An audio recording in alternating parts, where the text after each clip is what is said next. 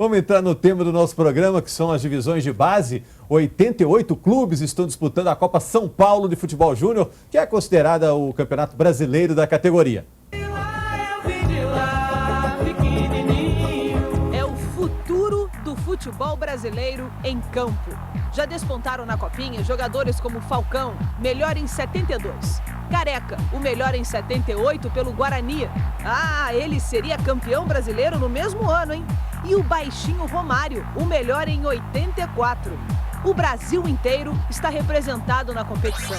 As distâncias do país ficam menores. Por exemplo, pelo Grupo T, disputado em São Paulo, o Nacional da capital paulista enfrenta o Rio Branco do Acre.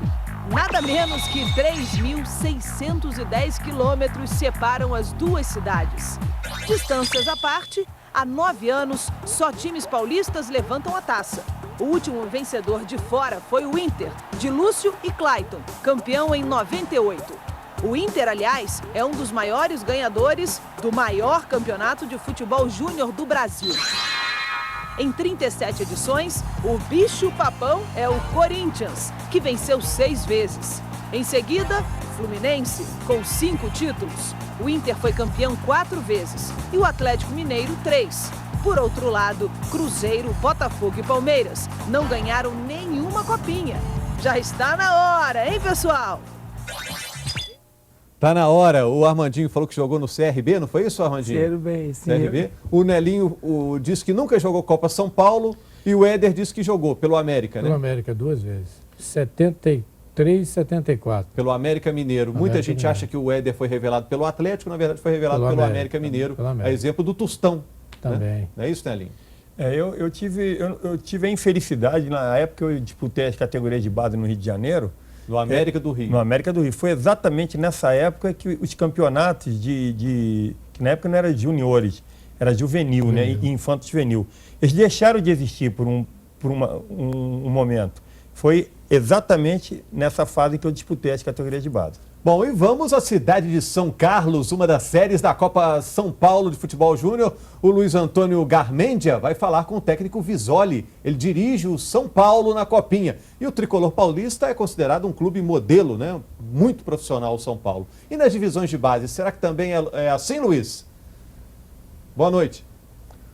Rogério, boa noite, nós estamos recebendo o Marcos Visoli aqui, que como seus convidados aí, disputou a Copinha 3 vezes como jogador e 4 vezes como técnico.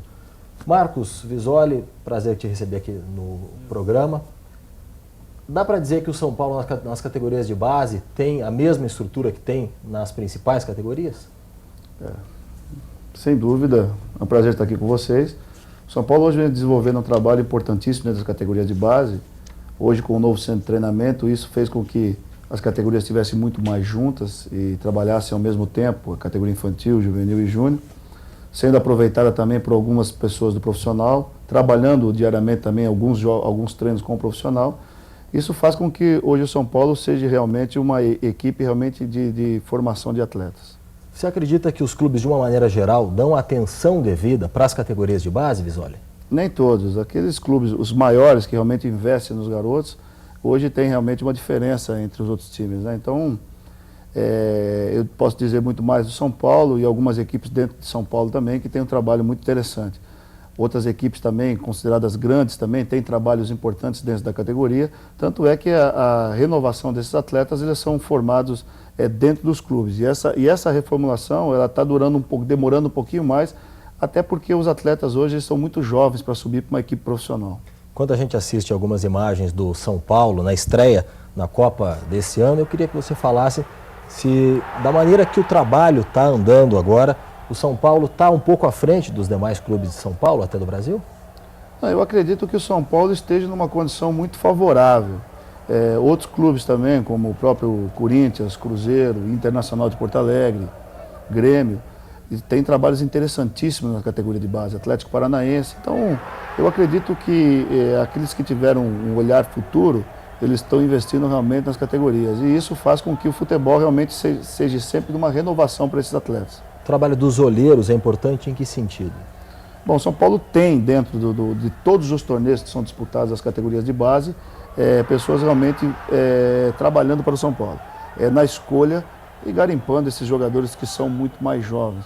Mas com a mudança da lei, ficou um pouco mais difícil você hoje estar garimpando. Então o São Paulo tem hoje um projeto a longo prazo, onde trabalha-se 250 atletas dente de leite, em 2 períodos, um período pela manhã. Trabalho de longo prazo. A longo prazo, para que esses atletas já sejam informados dentro do clube, para que eles possam futuramente, num futuro muito longe, vestir a camisa de São Paulo. Você é um exemplo disso, inclusive, né, Visoli?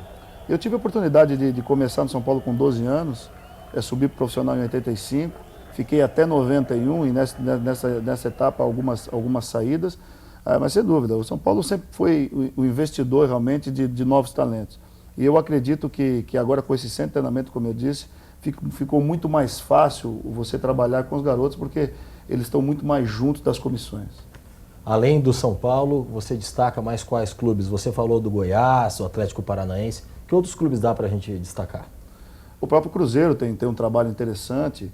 No Rio de Janeiro, eu acho que a dificuldade hoje, o que tem melhor trabalho deve ser o Fluminense. São Paulo, Corinthians, Santos também, hoje com o novo centro de treinamento também tem condições e vai ter condições realmente de revelar novos atletas.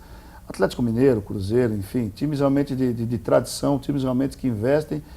E porque a gente diz o seguinte, que esses atletas, na realidade, pela mudança do futebol, nós sabemos que eles têm que subir muito mais rápido para o profissional. Claro. E essa subida para o profissional depende muito mais do que vai acontecer na base. Então, eles têm que ser muito bem preparados hoje para que quando eles subam no profissional, eles tenham uma condição pelo menos favorável de tentar acompanhar o ritmo do profissionalismo. Visoli, obrigado pela tua participação aqui no Brasil em Campo. Sucesso para você na Copa São Paulo de Futebol Júnior. É com você, Rogério. Tá ok, Luiz. Obrigado ao Luiz, obrigado ao Visoli pela participação do Brasil em Campo. A gente teve aí um panorama de como funciona o São Paulo, que é um clube realmente grande, forte, financeiramente forte, Éder. E você vive uma outra realidade, né? Você trabalha com o Vespasiano, que é um time pequeno. E como é que é essa sua parceria com o Vespasiano? Lá você não é técnico, né? Você é cartola. Não, sou cartola. Sem dúvida o São Paulo é uma equipe que a gente já conhece há muito tempo, já faz esse trabalho há muito tempo, né? E o Vespasiano a gente com muita dificuldade, que é um time amador, mas mesmo com esse amadorismo todo, apesar de um time muito, muito antigo, essa parceria surgiu através da Prefeitura de Vespasiano, juntamente com a Brasmani, que é a nossa empresa. E você só trabalha com divisões de base. A sua intenção é não transformar esse time em time profissional? Não, o meu trabalho é mais difícil. A gente não pensa ainda profissionalmente. O nosso trabalho é difícil porque eu trabalho com uma categoria que ela já é semi-profissional, que o júnior já é um jogador que já tem que ser feito para o profissional. E às vezes a gente pega uns meninos já mais velhos, meninos que com alguns vícios, né, ou com muitos vícios que dificilmente a gente consegue mudar. Mas, nesse pouco tempo, nós conseguimos um trabalho muito bom. O treinador, você falou, eu não sou o treinador é o Milagres. E no ano passado... Foi goleiro, né? Foi goleiro, né? E está fazendo um trabalho muito bom. O ano passado, nós disputamos a Taça BH, tivemos na nossa chave, não classificamos. Esse ano no Mineiro, nós fomos em 4º lugar. O 4º lugar nos deu a condição de, no ano que vem, participar da Taça São Paulo. Isso é muito importante lá para o Vespasiano, para a gente. Né? E é o que a gente fala, às vezes os jogadores que não servem, não é o que não serve, o Atlético, Cruzeiro, são muitos garotos que vão, às vezes não tem tempo de olhar todo mundo. O Vespasiano está lá firme para acolher todos. Termina. Não, é isso que eu queria falar. Às vezes no Atlético Cruzeiro, os garotos querem Atlético Cruzeiro, América, lógico. É aquela tal peneirada, não dá tempo para ninguém. Não, agora, eu fico imaginando o seguinte, além das dificuldades naturais, que são as dificuldades de campo, de material, financeiro, de acomodação para os jogadores, né, alimentação, tudo isso, eu acho que ela tem uma outra dificuldade, que é aquela seguinte, você se dedica ao menino, chegou lá para você, o maior sacrifício você está ali, quando o menino começa a despontar, vê um empresário não sei de onde, chega na família desse jogador e alicia o jogador. Então, quer dizer, todo o trabalho que foi feito por ele não adiantou de nada. Isso